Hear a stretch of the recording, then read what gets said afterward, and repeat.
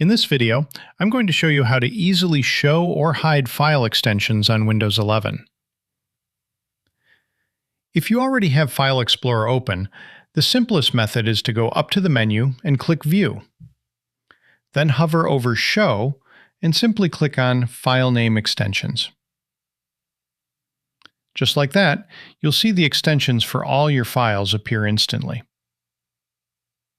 Now, here is the second way. Click on the three dots icon on the File Explorer toolbar and select Options. When the window pops up, switch over to the View tab. Look down the list and make sure to uncheck the box that says Hide Extensions for Known File Types.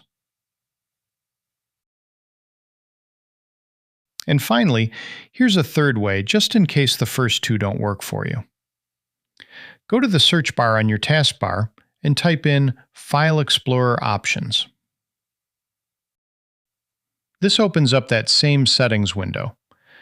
Just head over to the View tab again and confirm that the same option is unchecked. Okay, that's it. Thanks for watching, and see you in the next one.